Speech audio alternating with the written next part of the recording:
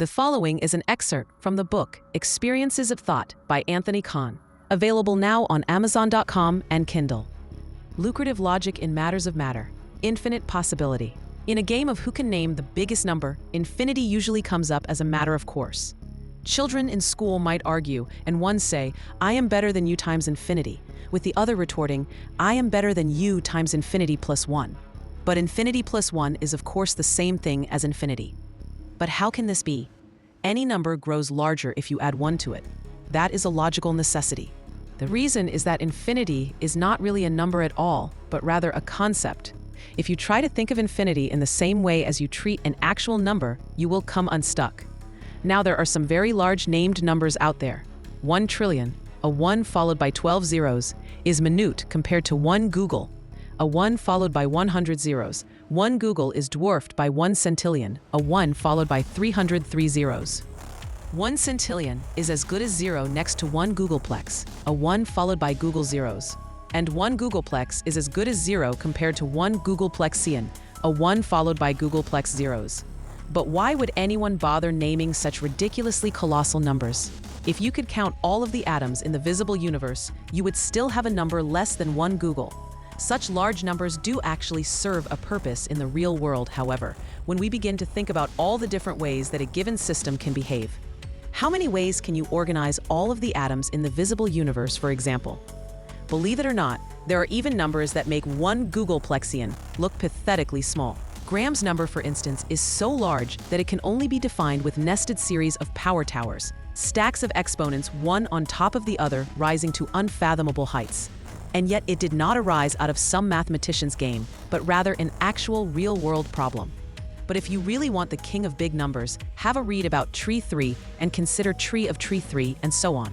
The point is, we can define numbers that are arbitrarily large, but they still won't be a patch on infinity because infinity is infinite. So hopefully you will agree that to try to discover some specific number that is equal to infinity is folly. But what truly is the nature of infinity, and can we apply it to our physical reality, or is it really only a hypothetical idea? Are space and time infinite, for instance? There is no way that we can know this for sure, but it seems possible, at least. One thing that can be assumed, however, is that no system can grow from being finite to being infinite, unless it is already infinite in at least some form.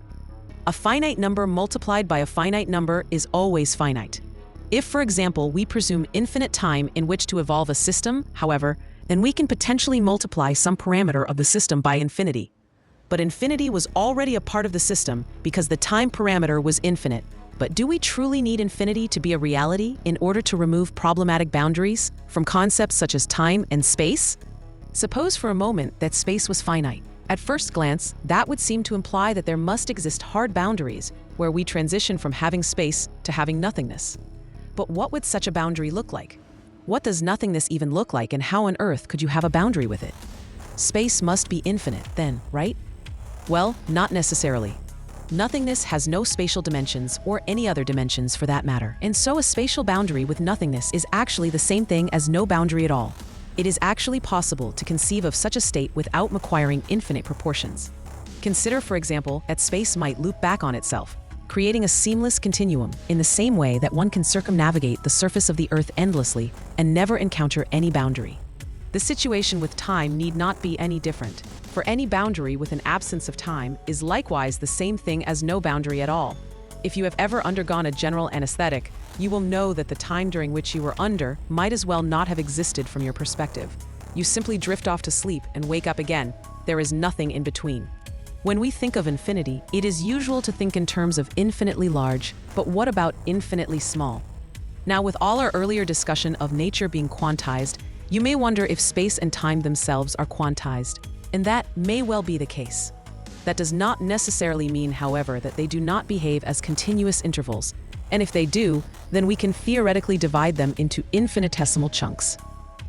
The ancient Greek philosopher Zeno noted that if every time we travel some arbitrary distance span, we must cross half of the span, then half of the remaining span, and then half of the then remaining span, and so on, then we end up having to cross an infinite number of intervals to get there.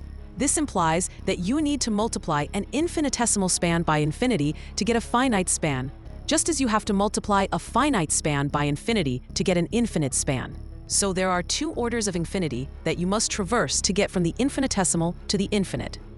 Indeed, mathematicians have found the need to introduce such concepts as countably infinite versus uncountably infinite, further illustrating that the nature of infinity is more nuanced than one may first realize.